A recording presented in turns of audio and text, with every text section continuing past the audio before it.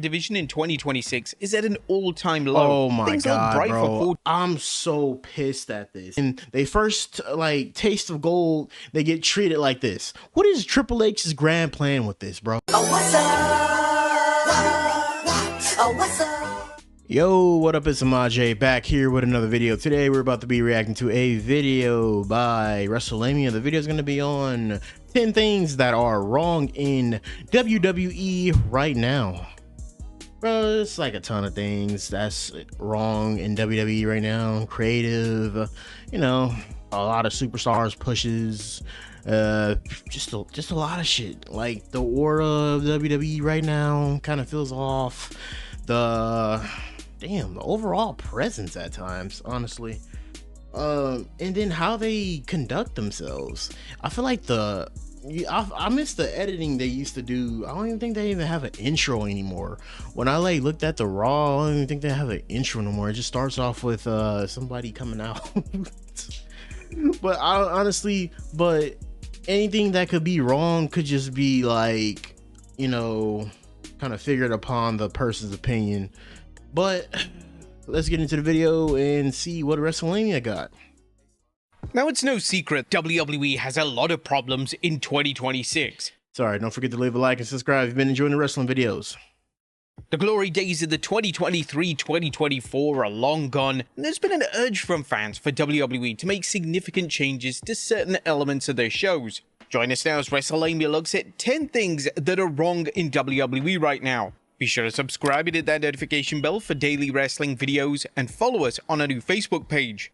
Number 10, where's the creativity? When Triple H first took over WWE Creative, he was keen to experiment. New camera angles, new ways of shooting matches, new lighting, new graphics. Yet in 2026, this eagerness has completely dimmed. All the shows look the same. It's the same bland set for virtually every show. Maybe this is like TKO's way of like kind of just being like, oh, we're spending too much money. You already heard them when they said like they want to get out of debt or whatever. That's why they were releasing all the WWE superstars.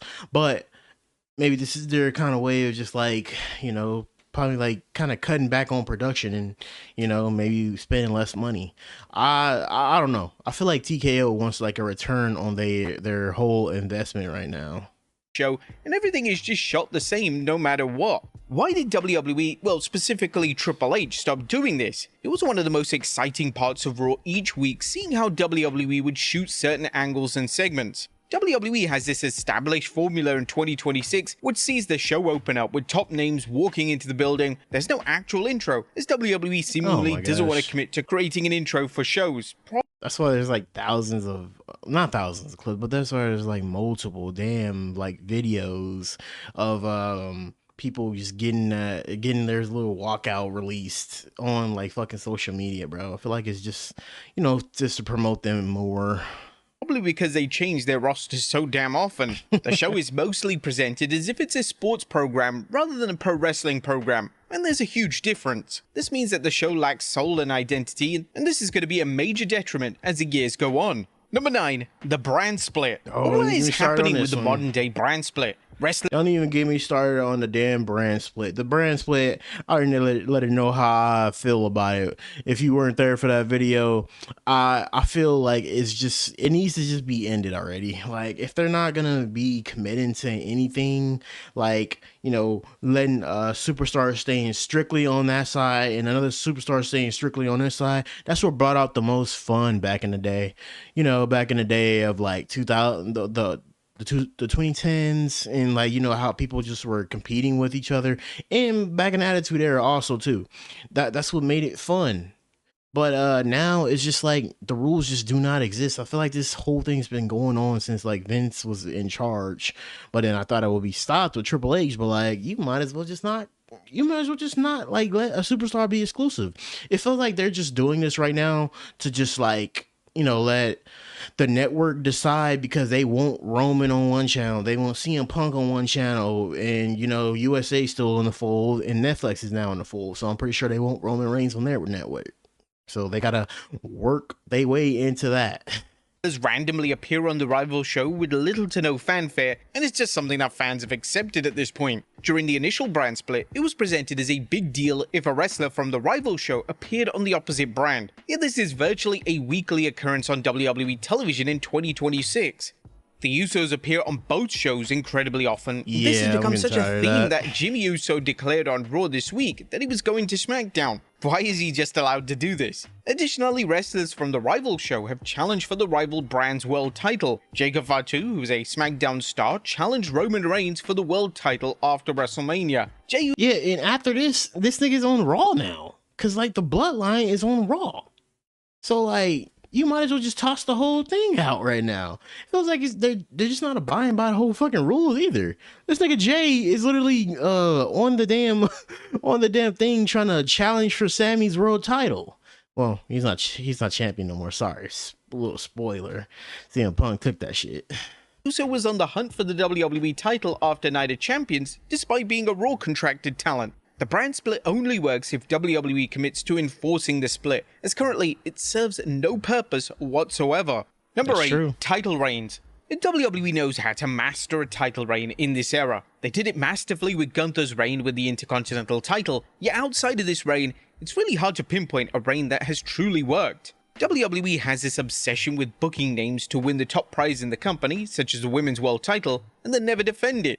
As of right now, Liv Morgan still hasn't defended the title a single time on television, and she isn't even set to defend the title until SummerSlam. This is completely unacceptable, as she's a... Honestly, I would have thought like they would have did something better with Liv. Her last title run was way better than this, and I mean, it's not her fault, honestly. It's just the fucking creatives right now. I don't know what the hell Triple H is doing. It shouldn't be like the U.S. women's title like being featured more than her title right now. She's like the women's world heavyweight champion.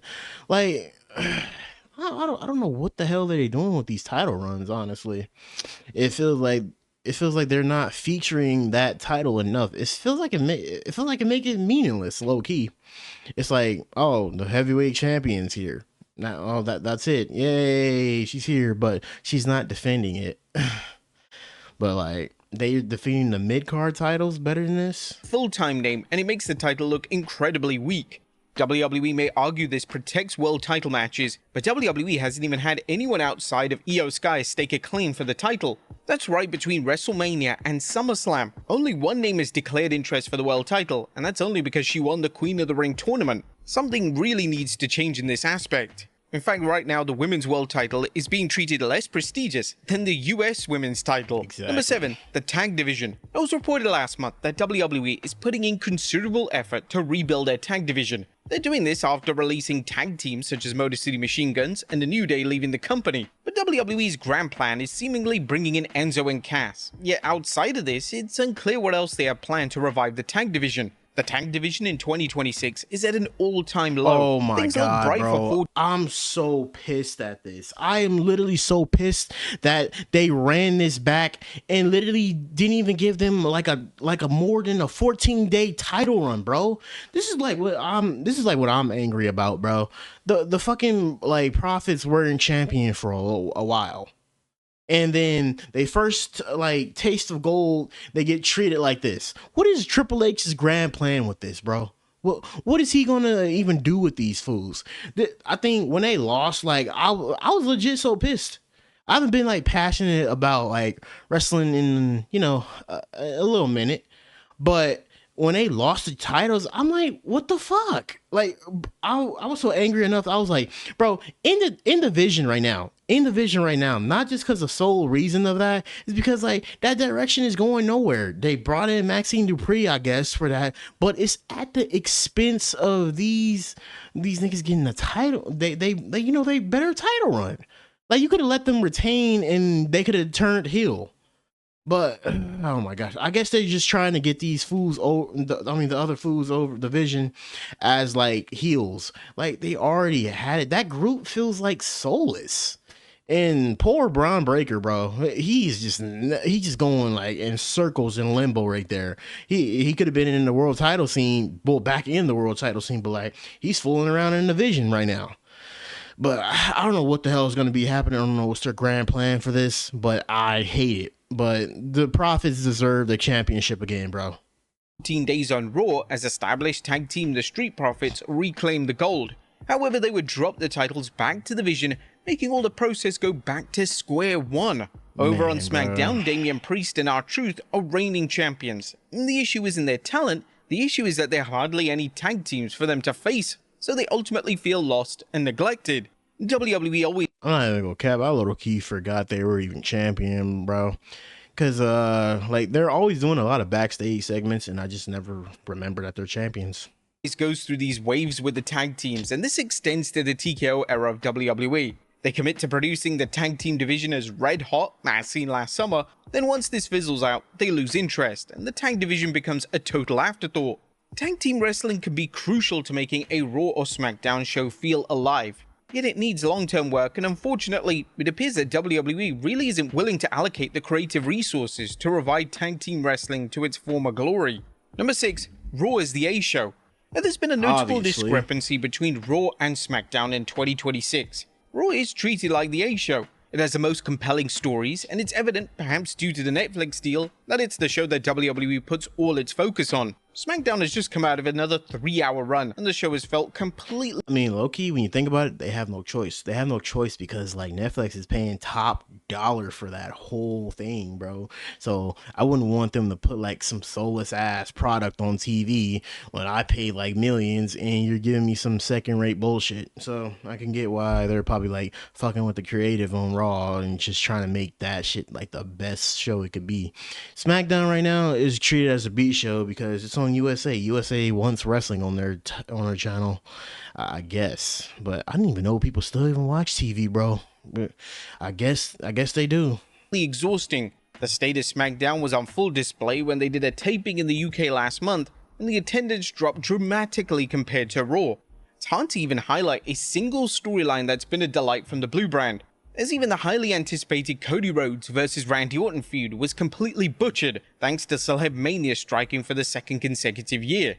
SmackDown is now once again a 2-hour product, and now with CM Punk as WWE Champion at the helm, hopefully this results in the reputation of the show turning around, and WWE creative finally stops delivering a subpar product for this secondary show. Number 5. The scheduling. Oh yeah, a lot of people are angry at CM Punk being champion again.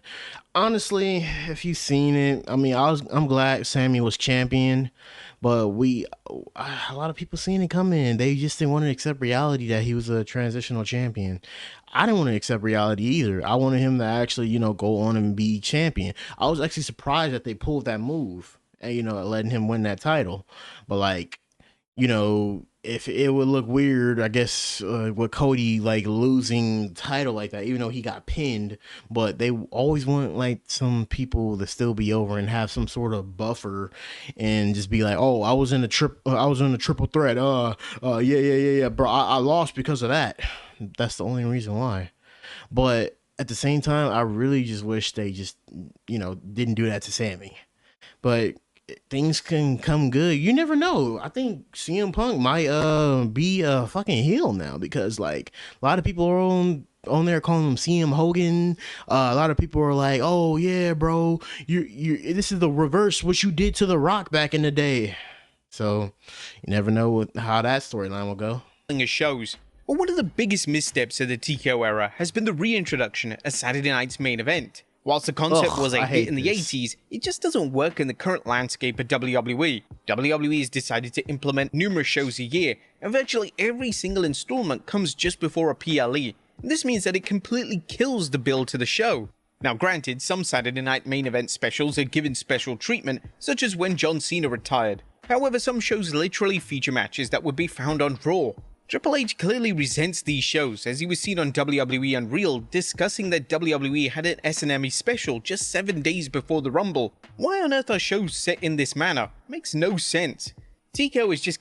Honestly, yeah. I really hate that they're like having this whole thing just being so fucking close together. When it's so close together, they don't even have no time to build matches. I think I just seen recently these fools literally had Danhausen and Danhausen versus, damn it, I can't even remember. Shit. Oh, Danhausen versus what's his face, JD, on the product. That was it. That was it. If this Saturday night thing is supposed to be the pinnacle of like the like money, like y'all just giving these people like B shows, house shows type of vibes. I don't know why they putting that product on there, and that's the only thing that they had on there. But now I think I seen on Monday it's gonna be LA Knight versus what's his name, Seth Rollins.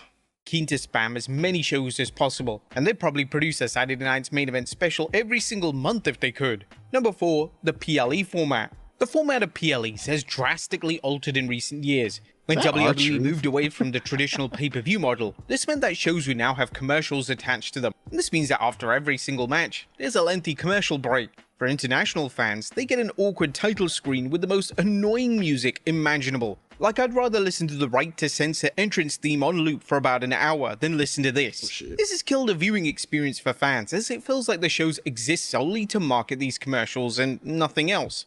The old pay-per-view format used to have 7 or 8 matches, and between these matches would be backstage segments that furthered the narrative of the show. Sadly, these are completely obsolete in 2026, as there's zero space for backstage segments when WWE has 30 minutes of commercials during a 3-hour PLE broadcast.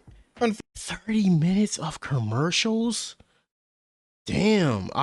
Yeah, well, I mean, obviously that's like not all together, but like it's probably spread out through the the whole broadcast. But like 30 minutes of just like ads is just crazy. Like, bro, like that I'm saying it's just TKO, bro. It's TKO. If it's not enough for them to put their sponsors on the fucking mat, like they have to put that shit literally sporadically through the damn show. Fortunately, this is unlikely to change anytime soon, as some state that the pay-per-view model is dead. However, AEW still has moderate success with the traditional model, so if the day comes when TKO sells WWE, it's not out of the realm of possibility that the new owners reintroduce the traditional format. Number 3, let it play out. Now, over the past few years, there's been numerous stories that we haven't still had a payoff for. We still don't know what The Rock was doing at Bad Blood 2024, we still don't know who attacked Jacob Fatu, and we still don't know who Adam Pearce was on the phone to at the start of the year. Setting up major mystery angles and completely ignoring them makes zero sense, as it stops the fans from caring if they know that big angles aren't going to have any payoff. Numerous stories have also been dropped. Bayley's split personality gimmick went absolutely nowhere. R-Truth's more serious character was dropped within a matter of weeks. Yeah, that whole thing when he came back out, it was just like awkward, bro. Like, it was like, my name is Ron Killings, and then no payoff. That role model thing for Bayley, I thought she was actually gonna turn that into a damn good ass storyline, but it didn't turn into anything. I thought it would end up with her turning on Lyra, but like honestly, I like the payoff between that one because Lyra turned on Becky. Not Becky, Bayley. I mean, that engaging in a feud was dropped almost immediately. This is just so frustrating as a fan. It's just almost as if WWE Creative has no idea what they're doing. Number 2, old guard out. A number of months ago, it was reported that TKO were trying to restructure the contracts in numerous names. This meant that despite wrestlers signing a contract, TKO were trying to get out of it and amend it retrospectively. Naturally, this has led to a ton of criticism as WWE continues to make record money, and it's reported that TKO could be doing this to reduce their debts. One of the casualties of this was the New Day of Kofi Kingston and Xavier Woods. It was reported that the two legends were approached to restructure their deals, but they instantly said no and departed the company. For Kingston, he was one of the most tenured names on the entire roster, and TKO treated him like a total joke of a talent. This practice was heavily called out, and for very good reason. It was an instance of WWE taking advantage of seasoned names, and it's crazy because like they think people are just gonna sit there and just like willingly just get paid and just to sit there on their ass all the time. I mean, it's one thing when you just like mess with a wrestler's creative, like at least they still earning money, but when you mess with they pay, like come on, bro. Like they have a livelihood to uphold, and also like doing this to your veterans, like you're not even supposed to go and like disrespect like the people that has been there for 20 to 10 years, but like according to TKO, I know they really just do not give a fuck because like you wouldn't have came to them and tried to restructure a deal. It just recently happened to Sheamus. A lot of people can just try to argue about like the amount of like, you know, like talent or, you know, pull that Sheamus had. Like he was a respected veteran no matter what. Don't try to downplay Sheamus, bro. It ultimately showed a lack of loyalty and respect. This was then seen once again with Sheamus. Just 48 hours after the former WWE champion was teasing a comeback, he entered into contract negotiations, and similarly to the New Day, he declined immediately and exited the company. This just isn't the way to do business. Now, of course, wrestlers who have devoted decades of their life to making WWE better are really going to be offended by asking them to take a pay cut, and it's entirely possible that even more names walk out of the door if TKO continues with this cold tactic. And number 1, shock value.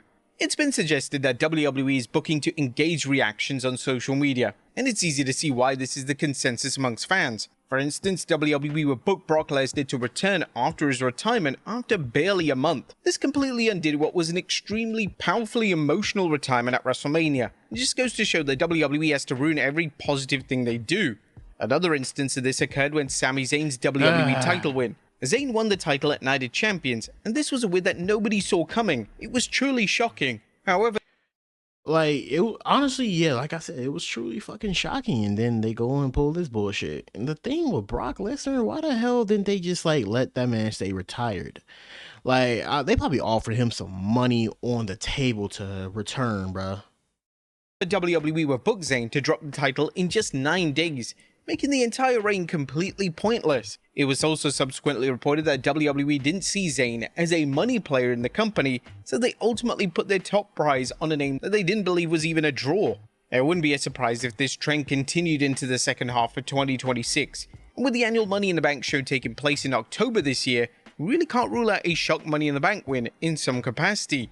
But there you have it, folks. 10 things that are wrong in that, bro. Like I already know my feelings been knowing how the Money in the Bank is. They just been shitting the bed with that thing too, bro.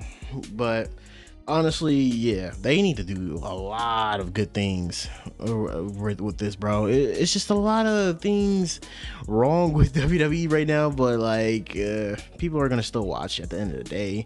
But like we can let our feelings be known, but I feel like they're just gonna keep ignoring it, bro.